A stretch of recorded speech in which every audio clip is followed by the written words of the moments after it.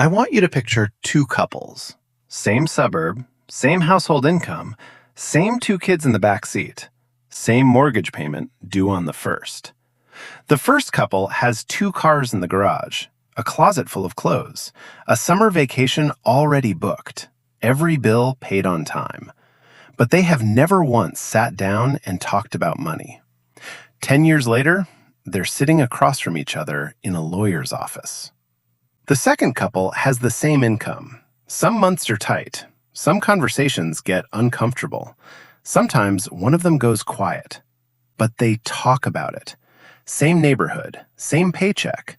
One marriage ended, one didn't. This isn't a story about love.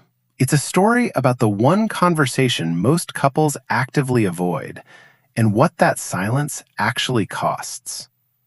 Let me give you a concept that reframes everything you think you know about money and relationships. I call it the silence tax. Most American couples don't avoid each other. They avoid the topic. There's a difference. They can talk about the kids, the vacation, the leaking faucet, but money, the actual numbers, the actual feelings, the actual fear, stays off the table. Not because they don't care, because nobody ever showed them how to start that conversation without it turning into something else entirely. And here's what that avoidance actually does. When two people disagree about money and don't say anything, the disagreement doesn't disappear. It gets deferred. One person quietly resents the weekend trip put on a credit card. The other silently resents being made to feel guilty about it. Neither says a word. They both go to sleep. The gap between them grows by a fraction of an inch. That's one night. Multiply that by 10 years. Researchers who study marital conflict have found something that most couples would find surprising. Money fights aren't really about money. They're about what money means. And those meanings come from somewhere much deeper than a checking account balance. They come from the family you grew up in, the way your parents handled or didn't handle financial stress, whether money in your childhood felt like safety or like a source of chaos. Those beliefs follow you into your marriage, largely unexamined, and they sit underneath every argument about whether to book the vacation or fix the roof first. Two people can be completely in love and still be operating from two entirely different financial worldviews. Neither one wrong, both completely convinced they're being reasonable. That's not a character flaw. That's what happens when two separate histories share one bank account. Today isn't about budgeting. It's not about investment strategies or which savings account has the best rate. It's about three specific conversations that most couples in this country have never had, and what it costs them when they don't. Conversation 1. What does money mean to you? Not how much you have, not how much you make. What does it mean to you? As a feeling, as an idea, as something that shows up in your body when you check your account on a Sunday night. Most couples never ask that question.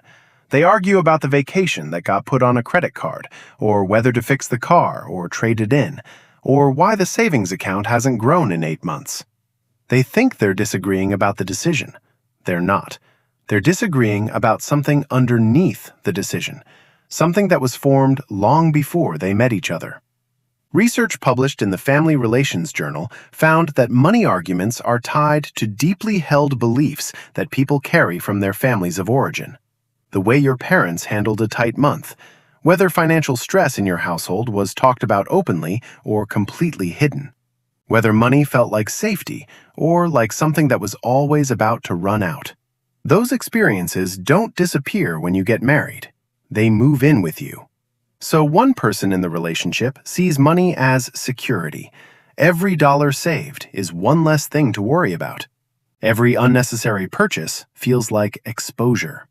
The other person sees money as the means to actually live, to take the trip, to buy the thing, to enjoy what you worked for.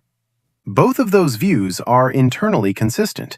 Both make complete sense given where they came from.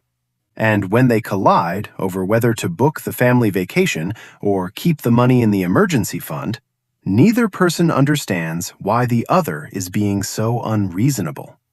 That's not a money problem. That's a meaning problem. The conversation couples need to have isn't about the vacation. It's one question, asked sincerely, with no agenda. When you think about money, what feeling comes up first? Not the right answer, the honest one. That single question, answered honestly by both people, resolves more arguments than any budget spreadsheet ever will. Conversation 2. Here's what I've been hiding. This one is harder, and it's more common than most people want to admit. A survey of over 1,000 American adults found that 1 in 3 people have hidden a purchase from their partner because they knew their partner wouldn't approve. Not because they were trying to deceive anyone, because they didn't want the fight. Because experience had taught them that bringing up certain numbers leads to a certain kind of conversation, and they'd rather just avoid it. That same survey found that among couples carrying consumer debt, 41% said money was their primary source of arguments. Not kids, not in-laws, not how to divide the housework. Money. I am not done yet. Because here's what that hiding actually does. It doesn't protect the relationship. It creates a parallel financial reality. One person is operating with incomplete information. Decisions get made on assumptions that aren't accurate. And the longer the gap between what's real and what's being shared, the harder it becomes to close. Not because either person is dishonest by nature, because the absence of a safe space to be honest made hiding feel like the only reasonable option. The fix is not a confession, it's a structure. 30 minutes a month, that's it, where both people agree that any number can be put on the table without it immediately turning into a verdict on the other person's judgment. No immediate reactions, no sighing, just information shared between 2 people who are on the same team. Most couples who try this find it uncomfortable for the first 2 sessions and genuinely useful by the third. Financial infidelity is a symptom. The cause is the absence of that space. Conversation 3. What are we actually building toward? Most couples in this country are managing their finances. They're covering the mortgage, making the minimum payments, contributing something to the 401k. The bills get paid, the month ends, it starts again. That's not a financial plan. That's financial maintenance. A researcher at Kansas State University conducted a study using longitudinal data from more than 4,500 couples and found that financial disagreements, specifically the ones that started early and never got resolved, were the single strongest predictor of divorce. Stronger than arguments about children, stronger than disagreements about how to spend time. And critically, this held true regardless of income level or total debt. It wasn't about the numbers. It was about whether the couple had a shared direction. Paying bills together is not the same as building something together. Those are 2 entirely different activities, and most couples are only doing one of them. The conversation that changes this is not complicated. It starts with one sentence, finished together. In 5 years, we want to be able to. Not a fantasy, not a retirement projection, just a shared answer to a simple question about what financial success actually looks like for this specific household. A paid-off car, a down payment, 6 months of expenses saved.